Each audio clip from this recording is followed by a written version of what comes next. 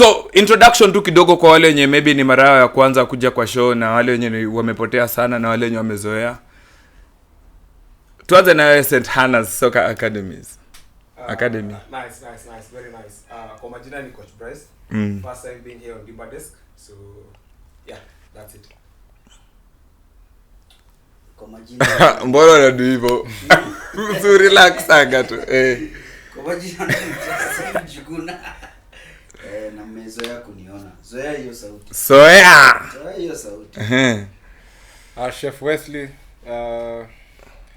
si maranga kwanza Dimba desk. Niko hapa for the first episodes, but glad to be back. Safi sana. So guys, nyote wenye mko kwa show leo ni washikadau in different sectors of the industry of football. Na maybe mnaweza tumia the next few minutes just to talk about it a little bit, ndio tukiingia kwa hiyo mada ya leo inakuwa ni easy kuelewa watu, kuelewa perspective yako as pertains to the topic you're going to discuss today. Tutaanza na mpishi Walege.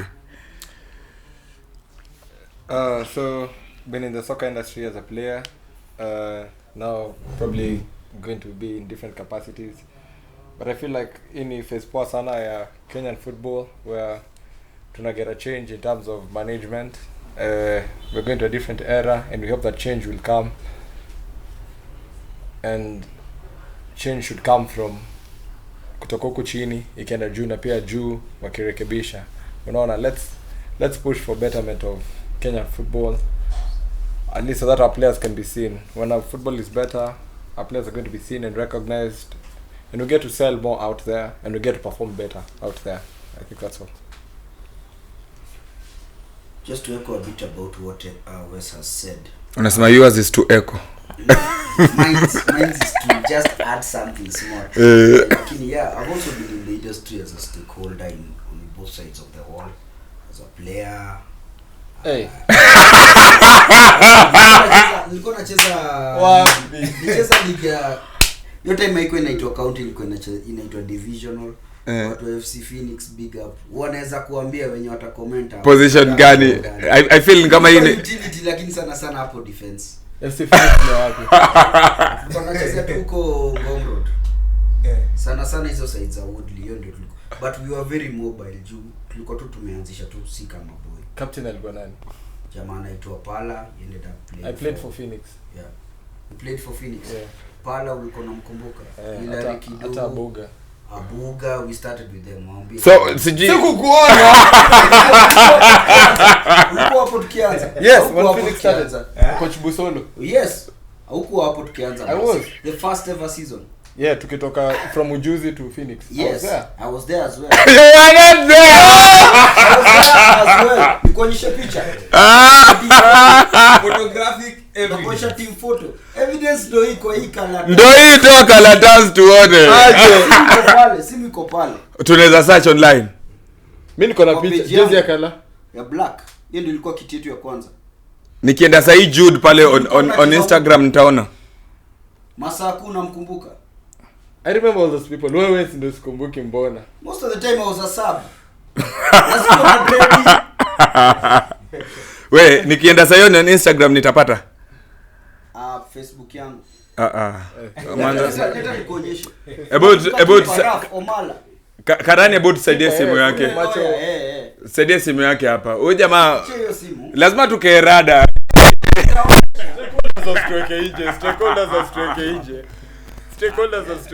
I feel hapa ndio place DJ Moshki manaweza kaile sound ya pala. Ndio hii. Unakumbuka Mwaniki? Exactly. Mwaniki wewe unamjua? Matwidi. Nakumbuka Matwidi. Sasa tulikuwa na yeye nini? KOT5. Nakumbuka.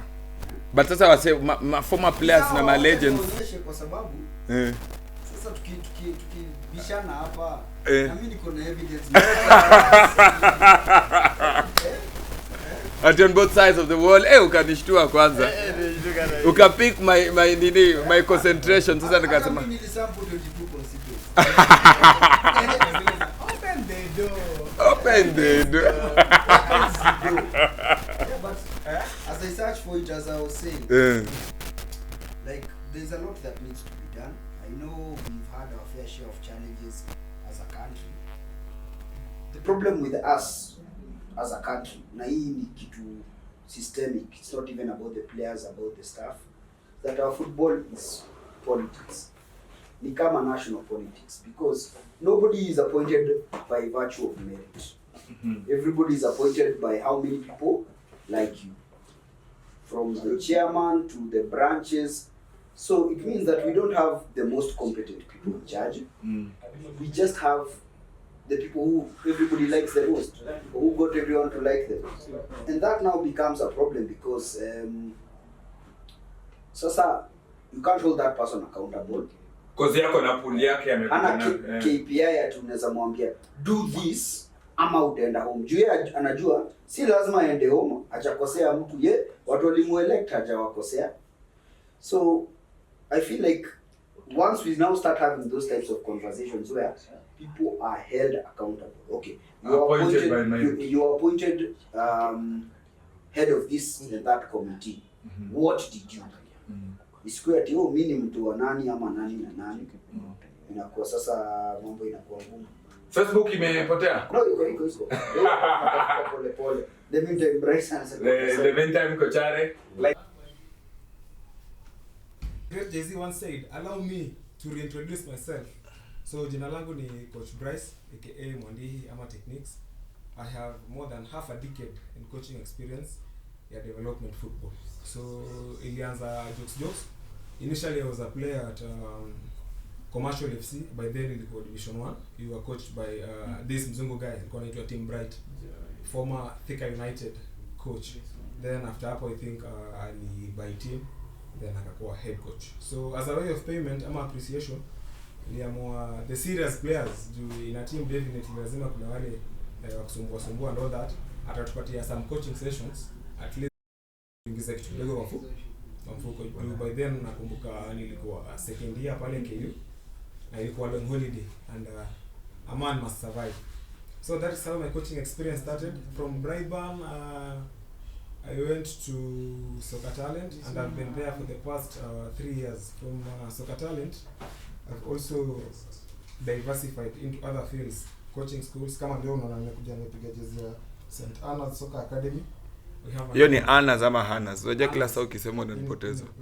H inakuwa silent. Where is the H? Where is the H? Comme ça, it is So ni St. Anna's. St. Anna's. Okay. St. Anna's.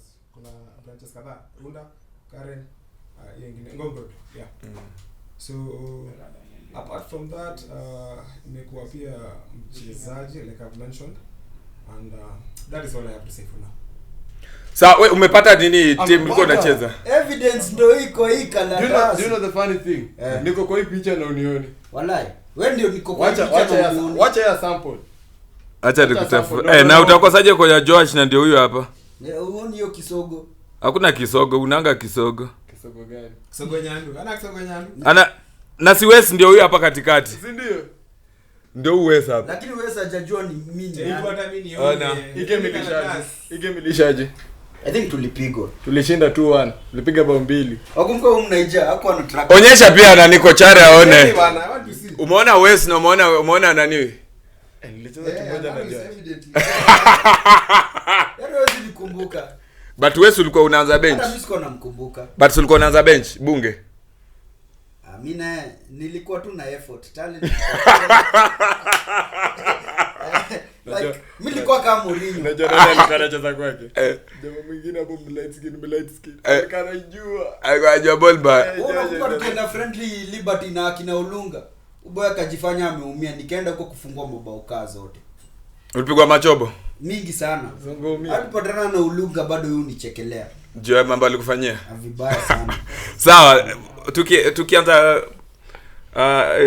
topic of discussion leo, fresh start, a new administration ya FKF wamekuwa in place 46 days so far. Hatuwezi anza kuwa judge 100 days in office yet, but kulingana na you guys as the football stakeholders so far, sitaki mseme so good ama so bad, mnipatie tu kulingana na nyinyi so far. Acha tuanze na the godfather of pick and peel. usipe watu endorsements for free. Watu kulipe next time. Si ni wewe nataka wakupatie endorsement. Hizo products zao nakunywa. Unatumia sana. Mzinga ya Pick and Peel nilete. Anyway, for me the thing is sai kila kitu this regime will heavily be judged on how CHAN and AFCON play out. And so far nothing much has been done. It was December 14th. We are now in January 20th or so, roughly 22nd or so. There are more pressing issues they need to handle before they even start thinking about August. We are in the midst of a referee crisis in all our leagues actually, because there's been complaints for the teams. One is smoke, but 2 or 3 or 4 or 5, that's fire.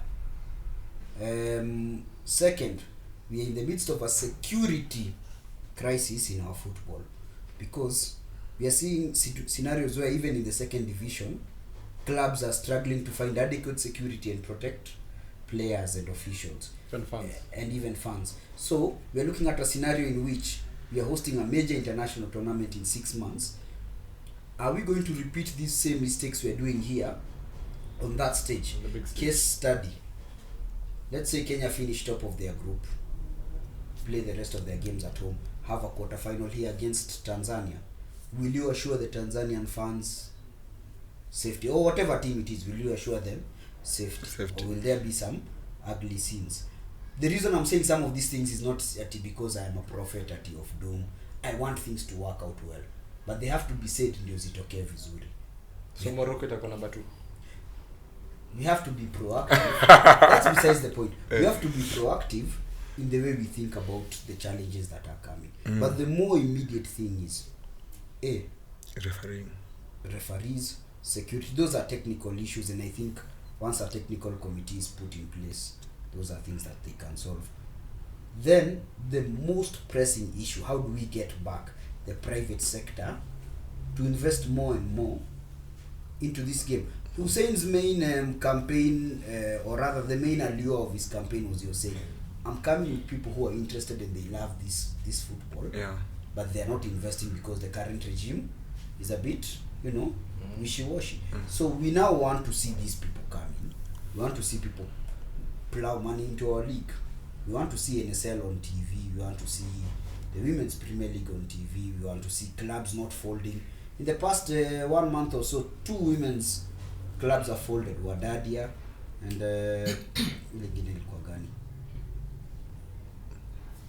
Eldoret Falcons. Yeah. These are 2 teams that have actually won the Kenya Women's Premier League before. So we are losing out on some teams. Wadadia is a historic team from Mumias. They've won multiple times the title. So these are not only at newish teams and zinakuja anakuja na struggle. These are historic teams with roots in the community, and that's a worry. So hapo ndio naweza sema that is what they'll be judged by. For the first 30 days there's really nothing I can say, because sasa hiyo time ndio time yao ya ku take stock and to see how big the problem is. And then I'll try to implement measures in which they can correct. Coaches, unaona any improvement ama areas that need improvement from the current regime? So far I'll basically major on grassroots football, because hapo is where all the development takes place. By the time unakuja kupata Olunga was from somewhere, all these great players wanaanzia huku chini. Academy yetu we have the likes of wakina Titis, Aldrin Kibet and so on and so forth. As I mentioned, but ni wengi. For the sake of time, nasema tu hivi. I think we need to take development football a step further, because for example last season tulikuwa tunacheza some certain league inaitwa FKF Elite League for under 13s, but inafika game day venues bado hazikuwa confirmed. Then it's an elite league, tunaenda kucheza teams ziko na socks linganisha. I'm not saying watu wako na socks linganisha hawafai kucheza, but it's an elite league, yeah. So kama ni under 13 elite league, wacha tuone hiyo eliteness, yeah. Ndio pia wachezaji wana grow into that culture, hata confidence, na confidence. Nimeona watu wakibash sana Abudomar, online hiyo incident ya Zanzibar.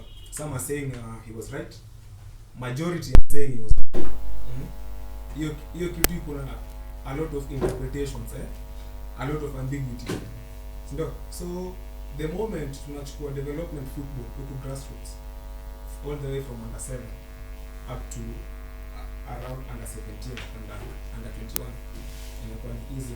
Then I would also like to see more coaches fielding young players, ama kama si hivyo we develop, sijui kama iko forgive me, if we have a league for Premier League 2, or we can call it KPL 2. Let's say Tusker Saga play, ama Tusker 23 or something like that. So, because look at this scenario, mimi nimekuwa from academy level, from under 7, graduate through the ranks, under 9, under 11, 13, 15, 17, toka 17 is senior team. Then when the senior team, then I have to play with, ama for me to get playing time, lazima ni bench kama Kachi. No. Kachi, someone who has been there, has done a lot of things, is tested and proven. So unapata by the time nakuja kucheza, it's too late, because hatuwezi sema kila mtu ana generational talent. See at kila mtu at 17 will start playing. So it's good to come up with a league, and I'm very glad that ni Hussein and Mariga kwa office, because all not really with a very deep knowledge and understanding of football. So after this 100 days, then inaweza kuwa what to judge. So far around 54 days to go. I'm not saying 53 days to go, and then we'll see what is what. State tujasikia kutoka kwa mcheza. Wewe umeongea kwa perspective yako as a coach and as a player. Wewe as a player, now that we've proven ulicheza timu moja na West bado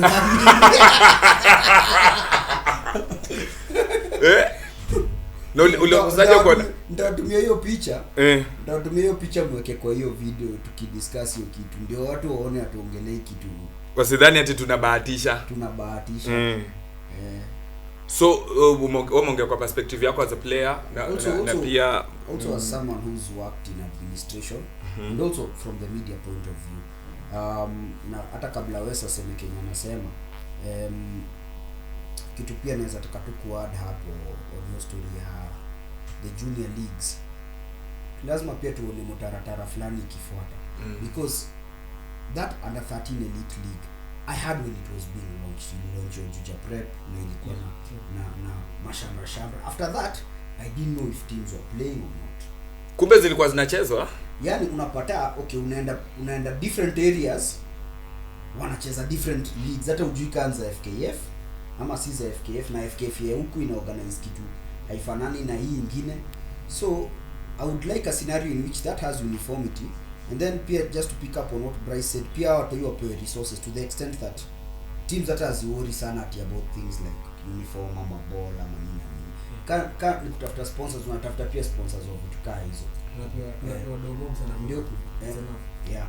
If, especially hiyo story accountability, but even looping in more people, the more the merrier. Team inajua ikienda huko, maybe the only thing they are worried about is transport, but hizo vitu zote zingine sorted. Aya, perspective ya mcheza. I mean, just simple.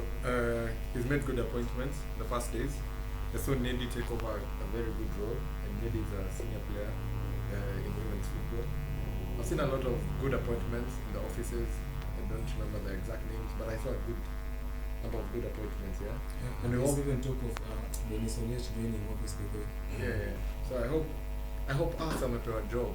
You know, what are they? They're the people. I don't said one of the forefront ya kulilia. Nedi ametoka forefront ya kulilia women's football. Again, amelilia women's football so much. I hope sahi hiyo pain yenye amekuwa kilia nayo, but I put up kwa kazi, I make sure they get better. You know? And also all those other people in the office, most of them have been crying about our football. Maybe sahi wanapata chance ya kujob. Wasifike pale anza kulegea.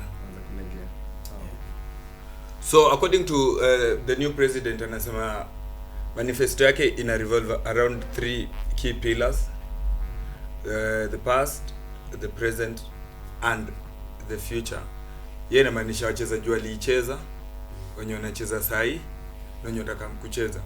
In December na January peke yake tushafanya already 2 tournaments za welfare ya kuraise mado za kusaidia kwa kupeana proper send off ya wachezaji wenye walicheza kitambo, the late Wanja na the late Otuoma.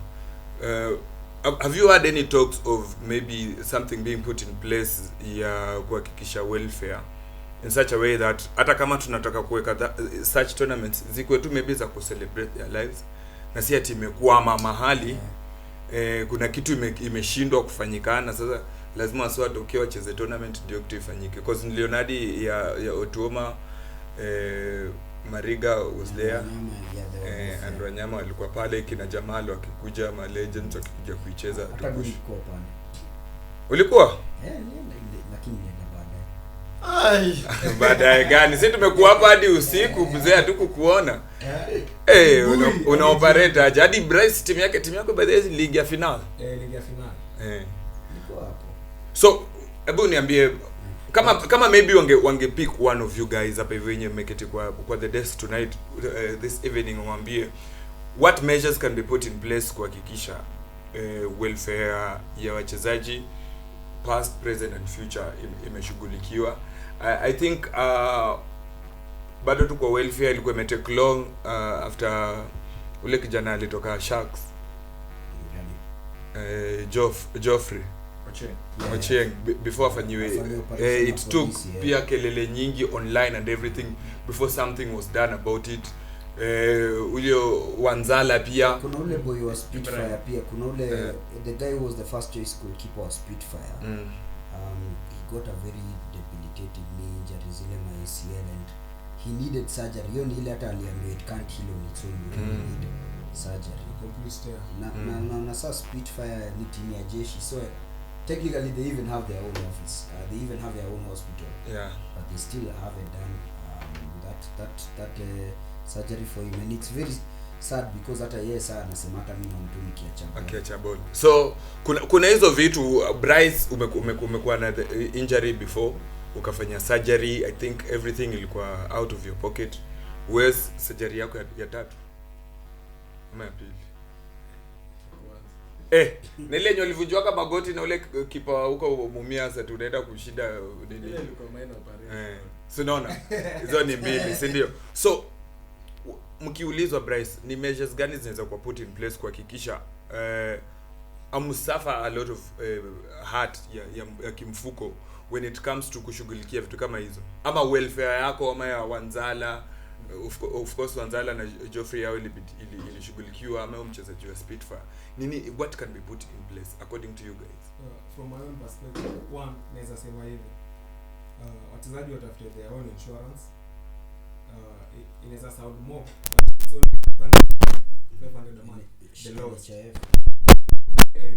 The first time was 29.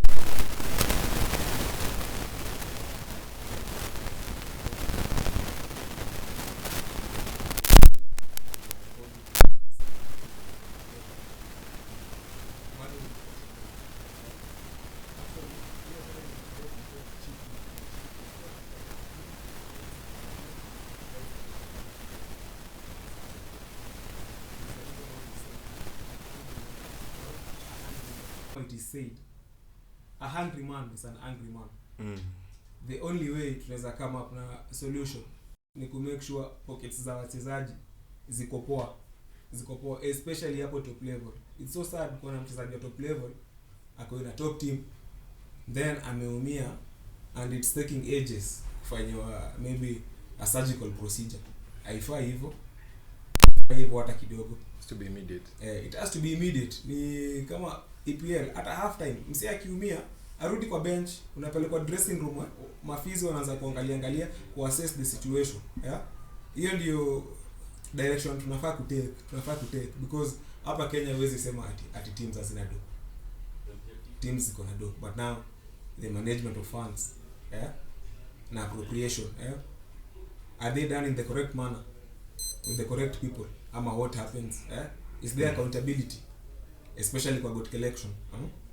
Pesa zenye zinakuwa received is it what is being reported? Na kama tuna receive ido an average of this home game, hiyo pesa inaenda wapi? Huku lower level nasema wachezaji wajitafutie insurance.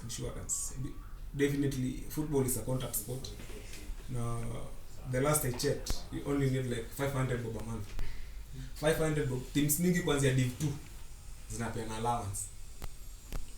In a month, usually there is an average of 4 games. Kwa hii 4 games, it is enough for wewe kutoa 500 to pay for your own insurance. Then mahali utakuwa umekwama, the community can come together ama wachezaji wachange, because pia teams mingi tunachezea kule teams zanta. Hakuna sponsor. Ni watu wamejitolea kusupport team. So mimi nimejitolea kushughulikia lunch, logistics, referee. Ndakupeleka tena surgery. Sijui kama una get point yangu. Emperor Shaker. Na kupata. Yeah. Sasa hiyo ni mandate ya nani? Because mtu ameumia in the line of duty. Unaelewa? Hata kama umenipea lunch, umenipatia nini, lazima tu kuna venye unafaa ushughulike as a team. It's okay. Hata kama unajua kila mtu anapewa allowance yake. Team inaweza kuja na policy inasema sasa kwa allowance yako after 2 weeks ni game kila weekend. Kama allowance ni maybe 1000 bob. Na unahitaji only 500 per month. Mbona wakupatia 1000 wiki 4 na unaweza choja kidogo wa kuweke kando? Kwa sasa ingori kitoka sini team lazima ikuwe accountable. Ama unaona namna gani? Okay, me first of all lazima ni put a few things straight in terms of player welfare. Every player mwenye ako registered to any club, whatever level, is a member of FIFPro. That is the FIFA Players Association, the Global FIFA Players Association. As a member of FIFPro, the governing body of whatever federation uko has a mandate to make sure that the club that you're playing for, every player is a member of FIFA. Yes. For if sure. you go to system ya FIFA, you are a member of FIFA. We have KPL players who are not members of FIFA. I'm getting to that. I'm saying in principle, not registered as in, but in principle. Yani unaweza kosa kuwa member of FIFPro, but if you're a footballer, they will still help you.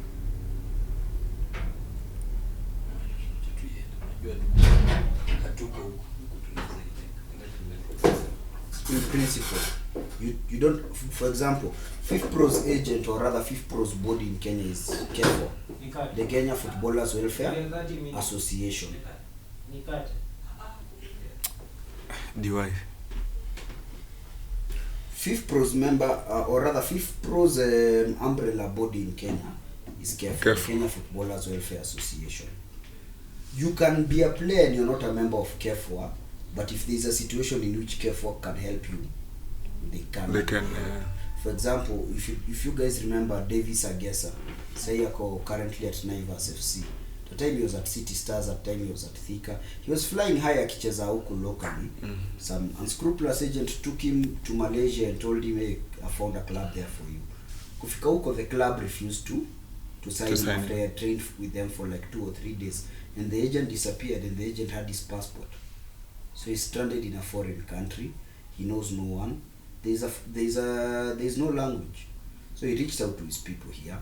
And now when they reached out to KEFO now is the one who was speaking to their counterparts in Malaysia. Saying there's someone who's lost there. He's a Kenyan footballer. He has this and this issue. And eventually, after a few months, he was able to get the necessary documentation and the flights to come back home. And he's now playing football. I think even in NSL right now, he's one of the top scorers. But now you see the thing is, the clubs need, when you lose whose responsibilities, you are not supposed to start a football club if you can't take care of the players. Yeah. In one way or another. Hata kani kulipa hiyo NHIF, those squeeze inaitwa shisha ama shisha. Whatever it's called, hiyo shisha. You should be able to pay that. And the federation should be able to make sure you don't play as a team until you pay that. You paid it, yeah. That's what club licensing is about. Sasa shida ni, huku we always cut corners. Club licensing was weaponized. If you're a team that is allied to people friendly to the federation, your team will pass through club licensing. Raisi. if you aren't, it's weaponized against you. Yet the reality is, if it was to be followed adherently, out of the 18 teams in the KPL, do you even think maybe half would be able to play in the league? No. I doubt, because there are things also aside from your story, health and player welfare. If you come up, you have to have a girls team if you're playing in the top flight. Most of the teams didn't have that. They had to make to small there ndio uandikiwe tu usainiwe pahali. I think there's a team that a girls team yenye ko associated with Tusker ilikuwa na Mangoringori. Tusker hata hiyo Gor na hata hiyo AFC, they are just teams za mtaani zenye zilikuwa zinacheza, some teams za ligi zenye zilikuwa zinacheza. Now they've been told, okay, GT AFC ladies, ama GT Gor ladies, and they don't of course get the same amount of support. So in conclusion, what I'm saying is, a lot of players need to learn about K4. It's 200 bob a month, by the way, and I don't work for them, by the way. See promo na. Neza shanga nilikuwa na shanga. Privy to the work they do, and they do a lot of good work for their members. It's hard for them to work for all the footballers, but they do a lot of good work for their members. I see footballers being allowed to study for free. Like master vocational courses. Wanapelekwa Riara wanafanya. They have an MOU with Riara University. I think they also have another one with ZIT. With ZIT, yeah. They have an MOU with FKF where K4 members, when they're doing their CAF A's, their CAF B's and CAF C's, they get paid for. It's 200 bob a month for players. Most players, wanapuuzilia wanaona okay, here is inside here, but you should try it because they have a lot of things that can help. Personally, this is what I'm saying from what I have seen. Not from what you've been sent on M-Pesa. Not from what I've been sent on M-Pesa, but from what I have seen. Yeah.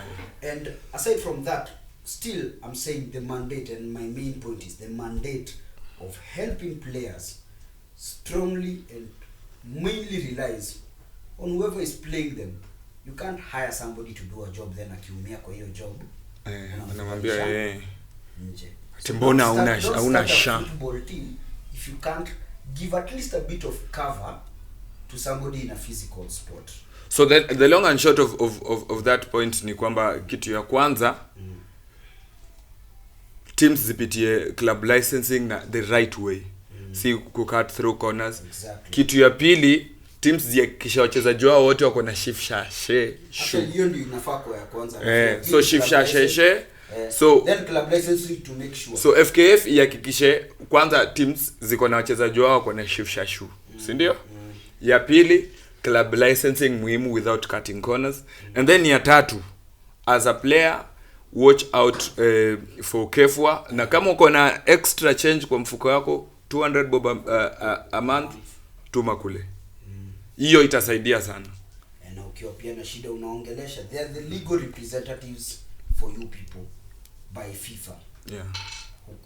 Interesting. I have a question. So are we basically talking about top level football ama pia grassroots football? What? Because I want us to view football even.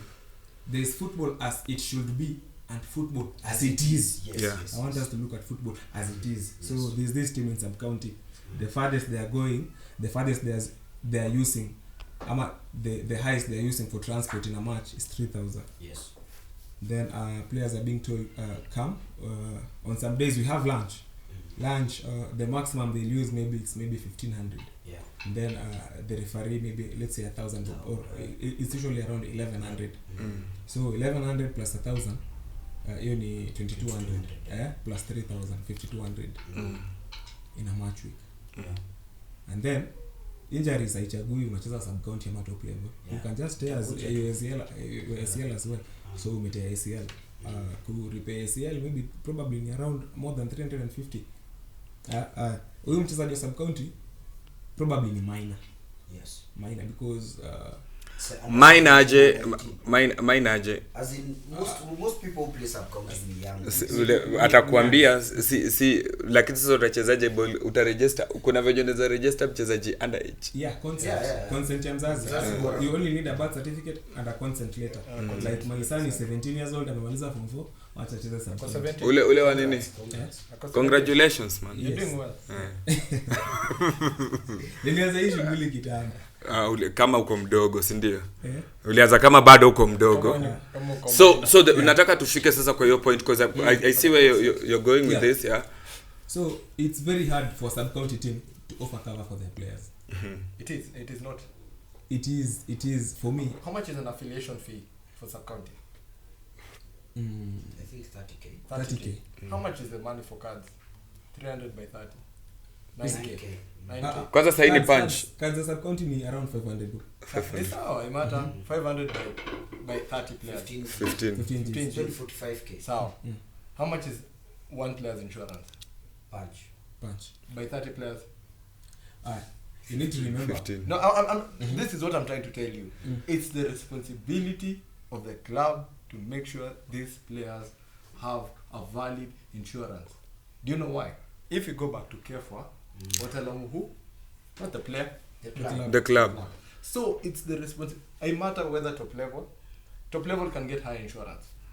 Huku chini we can get low insurance for 500. Wakisema tuongeze kitu na tutachanga kidogo. And tunaelewa that is football as it is. That is how you want us to speak it, ndio? So football as it is ni sha italipa labda tu so waseme sasa ongeza kama 60. And then possible. Shif and Sha, just like in HIF before it, in HIF there was a category for people who are first of all youngsters and also the underprivileged.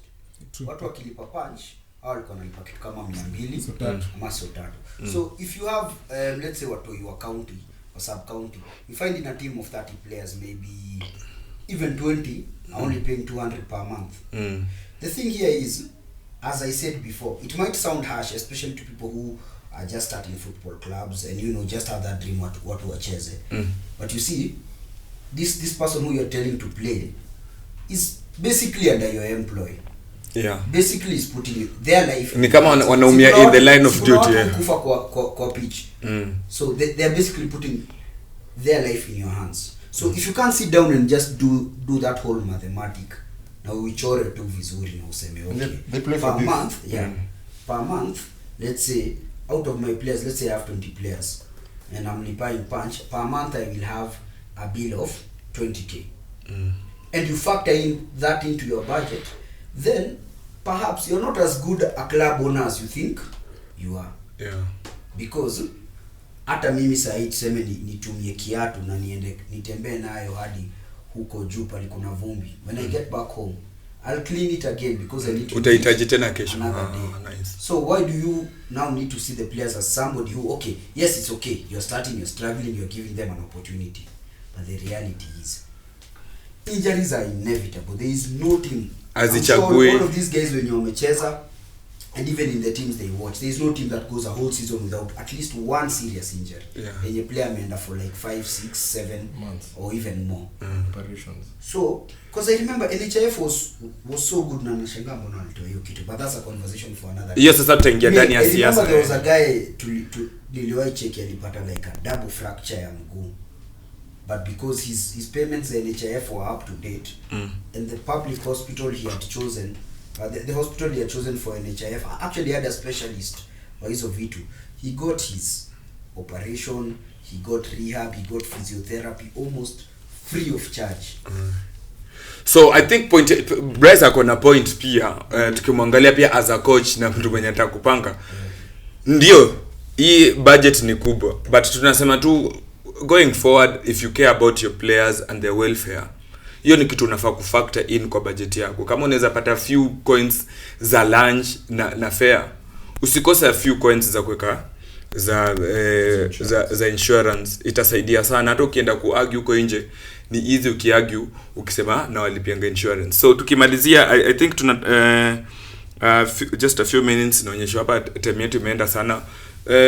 The new FKF president alisema first 30 days in office itakuwa baptism by fire, and some of the promises zenye alikuwa na make nataka tu kuambia, and then we just discuss if ni attainable ama ni kupuliza gunia, and easiest way to attain those.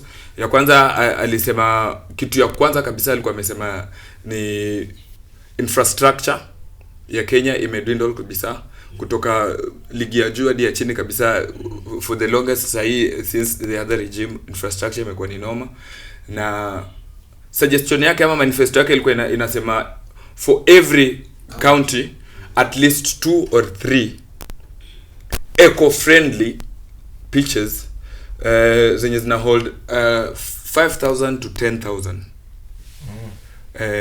capacity. Kitu ya pili akasema teams zipewe kitu, unaona, like atatafuta sponsors wenye wanahakikisha at least kila timu yenye inacheza KPL kutoka huko juu inapewa kitu, na winners wanapata at least 20 million. So hizo tu ndo nataka to discuss kama ni attainable na maybe easiest ways za kupata hizo, ama ni kupuliza gunia, ni tu siasa ile ya wana siasa. So mimi ndanza hiyo ya kwanza. First of all, the first one is not attainable. 2 eco-friendly pitches in every county is not attainable in the first 5 years. And it's not attainable in the first 10 years. Because we have a government, first of all, we have a government that is against sporting activities. That does not support the sporting activities. We have a government that is trying to eat into our FIFA money. Right? All I'm trying to tell you is it's possible, but it will take quite some time. Easy see eco-friendly pitches, see something you can do in a year or two. Sip and peer. But it's a very brilliant idea. But maybe interject tu hapo hivyo. Nairobi kama Nairobi peke yake. Okay, tukiacha hiyo part ya eco friendly pitches zenye zinaweza maybe ziko 5 to 10,000. Acha hata 5 ziko zinaweza pewa accreditation ya CAF. Nikaa ngapi so far? Accreditation. Because naona Nyayo ilishapitishwa. Kuna kasa, kuna ulinzi, kuna polisi. Kenya School of Monetary Studies bado waliambiwa nyasi ni poa, wakaambiwa weke stands.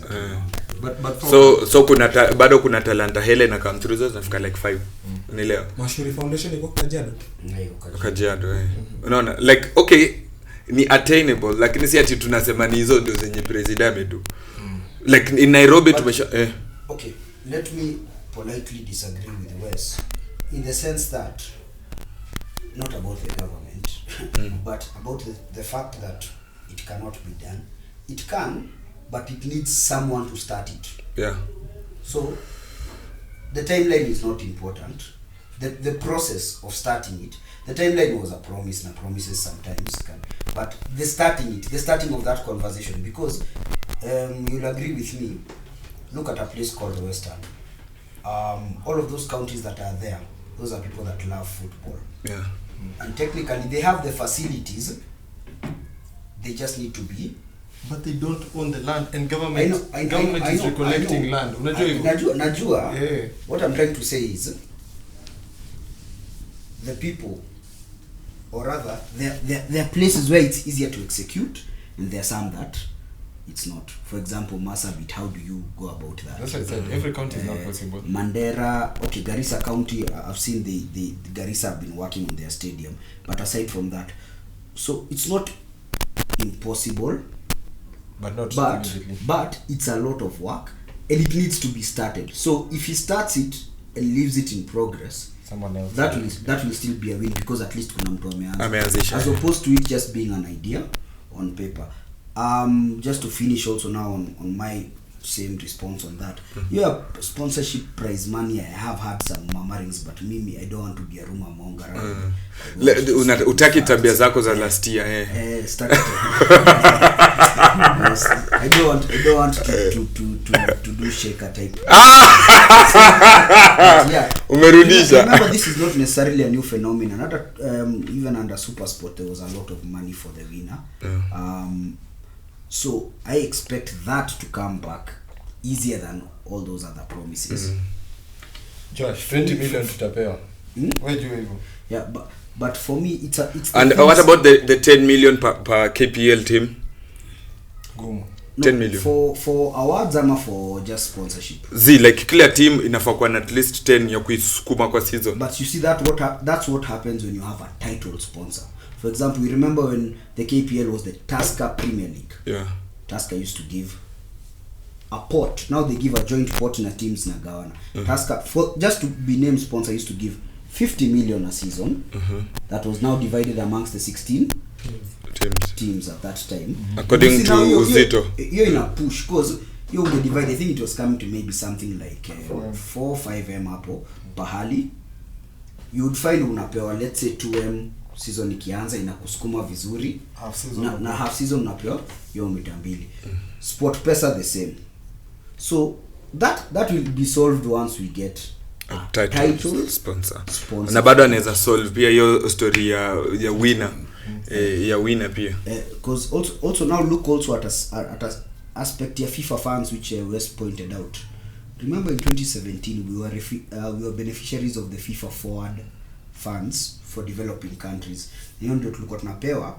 Even at that time the women's teams that were in the Women's Premier League, the Women's NSL, for the first few months kila mwezi walikuwa nadungwa 700 Gs.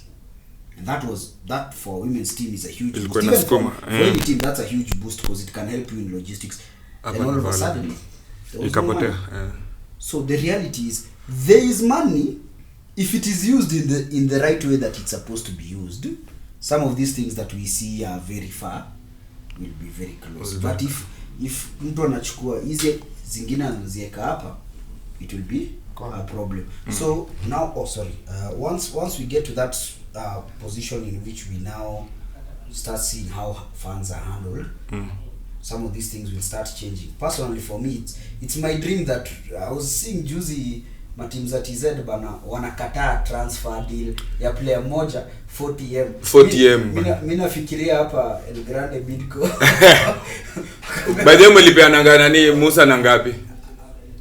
Tetesi rumors zilisema it was a 6-figure deal. 6-figure, yeah. So hakuna ku delve into the details. Me, as I said, I don't want to be like Wewe point ukirudia tena nitakuitia bouncer. But you see, I want us to get to that position where club inakuja na 38 million for one of our players wasema ndio tutaki. Ndio ende acheze huko na wakulima tiza. Ni pesa kidogo. So I want us to have that type of negotiating bargaining power in the next 4-5 years. Where our teams can even play CAF. We get to experience CAF Champions League games. You remember when Gor was playing in Champions League and in Confederations Cup, the feeling that you had in there, even if you weren't a Gor fan, you'd go to the stadium maze unafurahi yani in a continental game that tunacheza Zamalek na tunawachapa. That's the type of feeling I would want Kenyans to have. A strong league leading to strong teams that can now compete continentally. Yeah. Anything unataka kuongeza kwa hizo point mbili Brise? Not really, but I think they have both made strong arguments.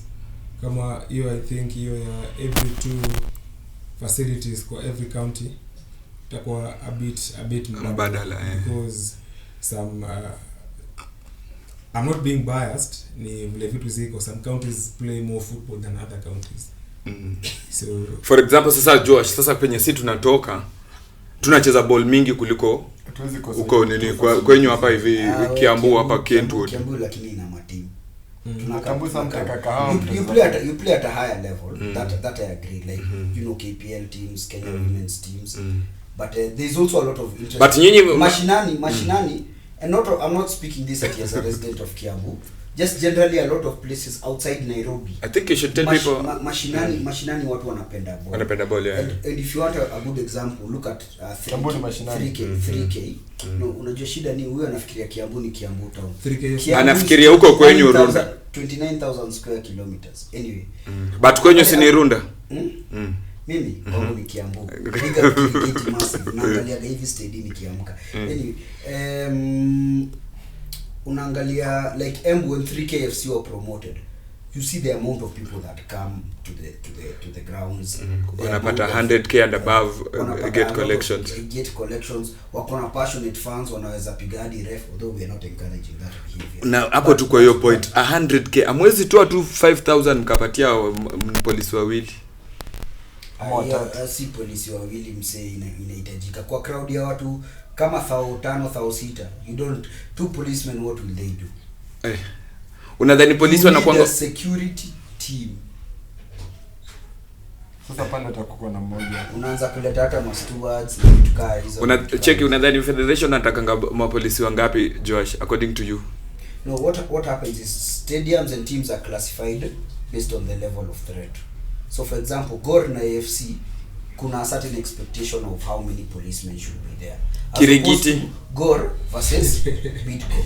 Sawa, 3K wana expect nini police wangapi? Okay, they're usually classified in 3 categories. Haina shida. Wewe niambie tu. Skiza, shida yako ni nakuambia na utakusikia. There is low level danger, medium level and high level danger. So high level sasa ni big derbies, big teams, lots of fans. Shabana Gor, AFC Shabana, Komsi. Unazunguka. Medium ni yenye haina hiyo intensity mingi. So 3K hapo ningetaka tu uanze na 3K ni medium, wanahitaji watu wangapi? Hivyo tu ndio mimi nataka useme. Nasema mimi sijawa classify. Usifanye kazi huko. Sijui FKF wame classify. No, lakini unaona watatu hawawezi. I feel like people underestimated them. How expect wakuwe na mafano wengi. Listen. If you say people underestimated 3K, mimi have played for 3K FC and I have photos to prove that. Hatutaki kuona picha zako. Back then ilikuwa division 2, then tukaenda playoffs Mombasa, then kukakuwa na Komsa, we didn't play, then I got an injury at 2022. So hapo kwa security hapo ndio nataka ufike. So 3K have fans. Wewe unasema nini? But then again Sema because ile time nilikuwa nacheza home ground yetu ilikuwa huko, ilikuwa inaitwa Kagomori grounds and it's very far. Unafika Embu town, then it's like an hour drive.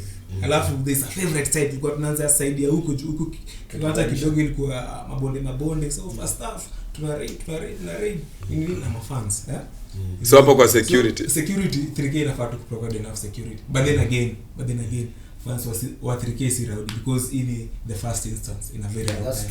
So unaongea kama former player nasema tu I don't think in as much as watu sema football is a game of hooligans, sidhani tu watu ni wajinga then wanaanza rabsha bure. Usishangae watu wanaweza kuwa ni wajinga tu hivyo. Kidogo ilikuwa vibaya because 3 disallowed goals na and then we have videographic evidence pale kwa mnetu ukiingia KPL chat you'll see unaangalia this was a goal.